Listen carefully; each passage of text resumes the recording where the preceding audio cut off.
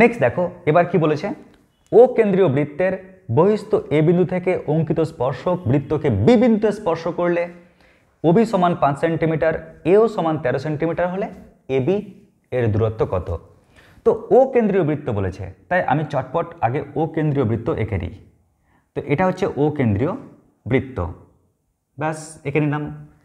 এবার বলেছে বহিস্থ এ বিন্দু থেকে, তো বাইরে একটা বিন্দু নিচ্ছি, এই বিন্দুটি এ বিন্দু থেকে অঙ্কিত স্পর্শক বৃত্তকে বি বিন্দুতে স্পর্শ করে। তো ওই পয়েন্ট থেকে আমি একটা স্পর্শক ড্র করছি যা এই বৃত্তটিকে বি বিন্দুতে স্পর্শ করেছে, কেমন? ব্যাস। এবার কি দেওয়া রয়েছে, ওবি, ওবি এই ডিস্টেন্সটা হচ্ছে 5 সেন্টিমিটার, ভালো কথা। এও, এও অর্থাৎ এই যে ডিস্টেন্স দেখতে পাচ্ছ এটা কত? এটা 13 সেন্টিমিটার, 13 সেন্টিমিটার। তাহলে ওদের বক্তব্য এবি এই ডিস্টেন্সটা কত হবে? ক্লিয়ার? আচ্ছা, আমরা একটা উপপাদ্য জানি। কি উপপাদ্য? আমরা জানি বৃত্তের ও কেন্দ্রীয় বৃত্তের বহিস্থ কোনো বিন্দু থেকে অঙ্কিত স্পর্শক আর স্পর্শবিন্দুগামী ব্যাসার্ধ সর্বদা 90 ডিগ্রি বা লম্ব, ঠিক কিনা? কি বললাম? ও কেন্দ্রীয় বৃত্তের বহিস্থ কোনো বিন্দু থেকে অঙ্কিত স্পর্শক এবং স্পর্শবিন্দুগামী ব্যাসার্ধ সর্বদা লম্ব হয়। তো যেহেতু ওবি এটা কার সঙ্গে লম্ব হয়ে গেল? এবির সঙ্গে লম্ব, তার মানে নিশ্চয়ই এই কোণটা কত ডিগ্রি? এই কোণটা হচ্ছে 90 ডিগ্রি।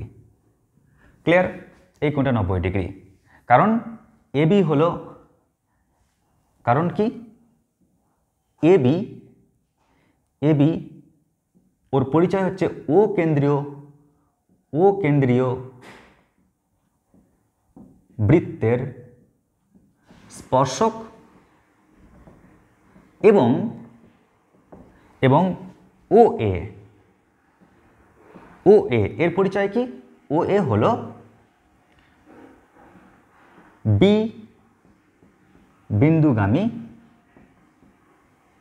ব্যাসার্ধ। ক্লিয়ার? আর এই কারণেই আমরা সঙ্গে সঙ্গে বলতে পারবো যে ওবি কার উপর লম্ব? এবির উপর লম্ব। তার মানে এই কোণটা হচ্ছে 90 ডিগ্রি। আর যখন এই কোণটা 90 ডিগ্রি তখন এখানে তো চোখ রাখা যেতেই পারে, তাই না? এখান থেকে চোখ রাখা যেতেই পারে। আরে ইয়ার, মিষ্টি খাওয়ার জন্য না, এখান থেকে চোখ রাখলে গেলে আমরা বুঝতে পারবো যে এখানে কোনটা হচ্ছে লম্ব, কোনটা ভূমি আর কোনটা অতিভুজ। ক্লিয়ার? তাহলে আমি বুঝে যাচ্ছি এখানে এবি এই যে দূরত্ব, এবি এই যে দূরত্ব, এটা তো লম্ব। তো লম্ব সমান কত? লম্ব সমান √, অতিভুজ স্কোয়ার মাইনাস ভূমি স্কোয়ার। তাহলে কত পাচ্ছি?